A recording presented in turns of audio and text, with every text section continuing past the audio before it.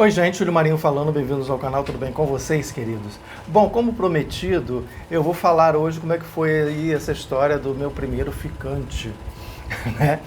Bom, assim, ficante é um conceito meio estranho, né? Um conceito meio subjetivo. Eu vou chamar de ficante, não vou chamar de namorado, porque foi pouco tempo e a gente nem tinha esse compromisso todo, vocês vão entender por quê. Bom, primeiro vamos contextualizar, né? Era 1984, eu tinha 16 anos. E nesse ano, gente, o carnaval foi no começo de março. Sendo que aqui é aniversário do Rio de Janeiro, né? 1º de março. E naquele ano, o 1º de março caiu numa quinta-feira. Portanto, na sexta-feira já era carnaval. Né? Imaginem como foi essa festa.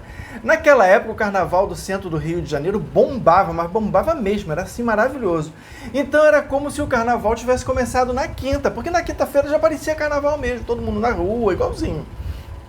Teve evento na Cinelândia e na Candelária, do mesmo modo como rolava no carnaval. O carnaval era assim, né? Ficava. Vocês provavelmente que não são do Rio de Janeiro não conhecem, mas é uma distância grande, assim, tem a Avenida Rio Branco que liga essas duas partes, né? Então, assim, é uma distância grande, mas rolava carnaval ali direto. E na Avenida Rio Branco rolavam também desfiles de algumas escolas de samba. Então, assim, era muito bacana. Bom, e no meio, entre a Cinelândia e a Candelária, tem o edifício central, que é um prédio muito famoso aqui no Rio de Janeiro, né? Ali no centro da cidade, um prédio muito grande, bem famoso. E ali fervia, né? Ele tem, assim, uma marquise imensa. E numa dessas indas e vindas, eu estava vindo para o edifício central, saindo da Cinelândia, e aí eu cruzei com o Raul. Bom, o que acontece? Eu estava andando na rua, ele estava andando no sentido contrário. E aí, claro, né, a gente se olhou assim, ele era um cara moreno, baixinho, de barba, né, cabelo e barba meio grisalhos, ele devia ter ali por volta de uns 45 anos de idade. E ele passou, né, ele me olhando, eu olhando, e aí ele voltou e começou a conversar comigo. E de cara eu vi que ele não era brasileiro, né? Ele, na verdade, o Raul era espanhol, mas entendia, assim, muito bem português, e ele falava ali um portunhol bem entendível também. Então dava pra gente se comunicar numa boa. E aí começamos a conversar, marcamos pro dia seguinte. No dia seguinte nos encontramos, conversamos bastante, jantamos e curtimos o carnaval ali, porque já era carnaval mesmo, né? E aí marcamos de nos encontrar no dia seguinte, que era um sábado. E no sábado tinha o baile dos enxutos. O que era o baile dos enxutos? Era um baile gay que acontecia já há muito tempo, um baile muito tradicional, muito antigo. E esse ano ele ia acontecer ali no Cine Íris, que é um cinema assim, antiquíssimo no Rio de Janeiro, muito tradicional, muito famoso. Hoje em dia passa filme pornô, enfim, aquelas coisas. E fica numa rua muito tradicional também, que é a Rua da Carioca. E assim, o baile dos enxutos, ele vem antes do Gala Gay. O Gala Gay vem depois, né? Enfim, esse baile, obviamente, era proibido para menores de 18 anos, e eu tinha 16. E era um baile fantástico. Mas mesmo assim, a Raul me levou nesse baile. Nós entramos numa boa, né? Só assim, eu não passei 5 minutos lá dentro, gente, juro. Nós entramos... E aí vieram os policiais da polícia. E aí eles me pegaram assim pelo braço e me perguntaram quantos anos você tem. E olha como eu era tão ingênuo, tão bobo naquela época, que na hora eu pensei assim, bom, eu vou mentir. Falei 17 anos. Mas também não ia adiantar nada se eu tivesse falado 18, porque eles iam me pedir os documentos, né? E aí eles, então, você tem que sair, vamos embora. Então, assim, eu não aproveitei nem 5 minutos de baile, porque imediatamente, assim que eu entrei, eles me tiraram. E aí, o Raul, saímos. Eu, assim, revoltado, né, por ter saído, por não ter curtido nada. E aí, ele resolveu me levar. Eu não conhecia nada disso, gente. Ele que conhecia todas essas coisas. E ele nem morava aqui. Bom, e aí ele me levou para a Gafieira Elite. Eu já falei sobre a Gafieira Elite aqui no vídeo, no canal, é ótimo esse vídeo. E a Gafieira Elite também muito, muito, muito antiga, muito tradicional, né? É um lugar pequenininho, fica no 2º andar e embaixo fica uma funerária, para vocês terem ideia de como é que é o negócio. E lá era animadíssimo, um baile de carnaval maravilhoso.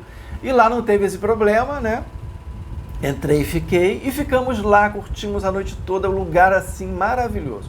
Eu depois disso, eu passei outros carnavais ali na Gafieira Elite, um lugar sensacional. Um calor infernal, abafado, mas bom demais. E aí ficamos ali, aquela coisa toda, marcamos um dia, passamos o carnaval inteiro juntos, né, saindo, jantando e aquelas coisas todas. Muito legal ele, muito, me tratava muito bem. Mas ele teve que ir embora, ele estava passando férias, né? Aqui no Brasil. Mas ele ia voltar alguns meses depois, ele voltou mesmo. E aí ele trouxe, inclusive, um casal de amigos dele, que eram espanhóis também, não falavam nada de português, não entendiam nada. Mas não ficamos juntos assim muito tempo, não. Eles meio que se separaram da gente. E ficamos ali, eu e o Raul novamente, saindo para lá e para cá. Ele me levava para vários lugares. Engraçado que foi com o Raul que eu conheci. O Corcovado, que eu não conhecia. Vocês vejam, né? Um turista vem para o Rio e faz o Minhoca da Terra, né? Conhecer os lugares turísticos da cidade. Conheci o Pão de Açúcar, achei maravilhoso. O Cristo Redentor eu não gostei. Então, assim, conheci vários lugares. Ele queria me encher de presentes. Eu nunca gostei disso, né? De receber presentes, assim. Nunca, gente, sério, nunca gostei. Me senti, assim, super constrangido. Ele insistiu muito. Eu aceitei um livro, que eu tenho até hoje. Um LP, né? Na época era LP, que não tenho mais. E uma mochila. A mochila eu aceitei de cara porque eu era louco para ter uma mochila. Eu era muito pobrinho, não tinha dinheiro para ter mochila. E mochila estava começando naquela época, era assim super moda, né? Poucas pessoas tinham. E tinham as marcas muito famosas. A minha era da Company, que era assim a mais famosa. Enfim, eu tinha 16 anos, gente. Bom, e a gente se comunicava como? Ele lá na Espanha, eu aqui no Rio de Janeiro. A gente se comunicava por carta, porque não tinha celular na época, não tinha e-mail, não tinha nada disso, né? Eu não tinha telefone em casa também, um fixo, e mesmo se tivesse, era caríssimo. Ligar para ele na Espanha por ficha, eu teria que comprar 1 quilo de ficha para ficar ligando, era muito caro. Aliás, a ficha de ligação internacional era diferente, agora que eu lembrei, era bem mais cara também. Então a gente se comunicava por carta. Para quem não sabe o que é carta, eu escrevia na folhinha de papel, colocava no envelope e ia lá no correio entregar. Para vocês terem ideia de como era difícil, eu tinha que pegar ônibus para ir colocar na agência de correio, tá? E eu recebia as cartas e ele falava... E aí eu comecei a perceber que a minha mãe, nessa época eu morava, né, com a minha avó e minha mãe morava junto, que a minha mãe lia minhas cartas. Eu encontrava as cartas abertas, ela lia antes de mim. E aí o que eu passei a fazer? Para não ter confusão, eu cheguei para a síndica do prédio onde a gente morava e falei assim para ela: você pega as cartas endereçadas a mim e não leva para o apartamento, não coloca na caixinha do correio. Deixa que eu venho buscar diretamente com você. E assim foi. E numa dessas cartas, o Raul perguntou por que eu não ia morar lá, na Espanha, né? E eu fiquei assim, falei, gente, né, como assim morar na Espanha? Eu tinha 16 anos, estudava, já trabalhava aqui, tinha a minha família. Eu fiquei com muito medo, falei, não vou, né? Fiquei com medo. E aí ele veio mais uma vez pro Brasil, a gente se encontrou como sempre, foi pra praia, aquela coisa toda, e ele querendo me encher de presente e eu não aceitando. Mesma história. E ele querendo saber tudo o que acontecia aqui no Brasil, né? Porque não tinha internet, não tinha nada, era como que ele ia saber, né? Eu contando todas as novidades, ele falando, e ele novamente me chamou para ir embora com ele, né? E ele, vejam, ele era diretor, alguma coisa assim, do RH, do Recursos Humanos da Ibéria, né? Que era a companhia, né? Eu acho que é ainda, a companhia de aviação da Espanha.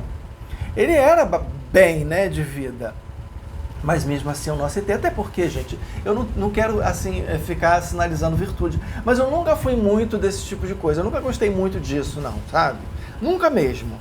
Desde criancinha, eu nunca fui muito assim dado a essa coisa das pessoas ficarem te dando as coisas, dando presente. Até hoje eu não gosto muito de receber presente. Eu me sinto extremamente desconfortável assim de receber presente, me sinto super constrangido. Não sei o que dizer, não sei o que falar, é horrível. Mas é bom também, porque as pessoas lembram da gente. Enfim, voltando aí. E ele novamente, e eu falei, não, né, tentando fugir daquele assunto, ele percebeu, também não falou mais nada. E aí ele foi embora, a gente se comunicou mais algumas vezes, por carta, ele não tocou mais no assunto, eu também não, ainda bem. Mas aí com o tempo as cartas foram ficando mais espaçadas, até que a gente parou de se comunicar, e eu nunca mais vi o Raul. Nunca mais soube dele, não sei o que aconteceu, provavelmente já não existe mais, né, porque já faz muito tempo isso. Eu tinha 16 anos, gente. Faz muito tempo, faz quase 40 anos, né?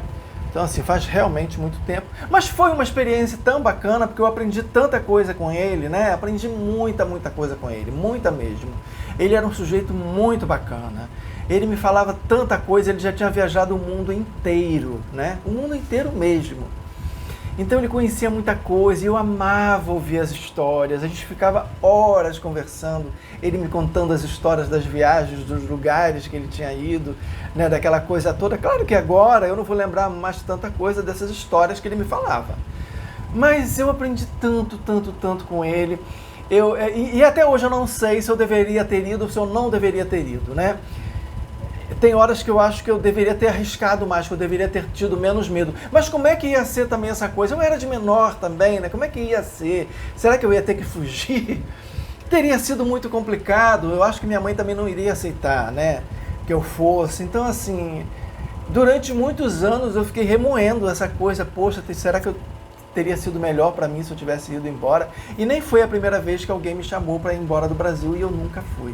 Eu acho que se fosse hoje eu iria na hora, assim. Mas enfim, na época não fui, fiquei por aqui e é isso. Espero que vocês tenham gostado dessa história.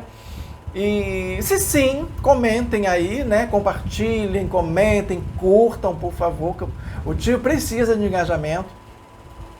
E assim, se vocês quiserem, depois que eu lembrar de uma... Quer dizer, eu tenho várias histórias. Eu tenho muitas histórias, né? E eu posso contá-las para vocês, basta que vocês queiram. Então comente aí, né? Se tiver bastante comentário, eu conto outra história assim. Tá bom, queridos? Um beijo e até o próximo vídeo.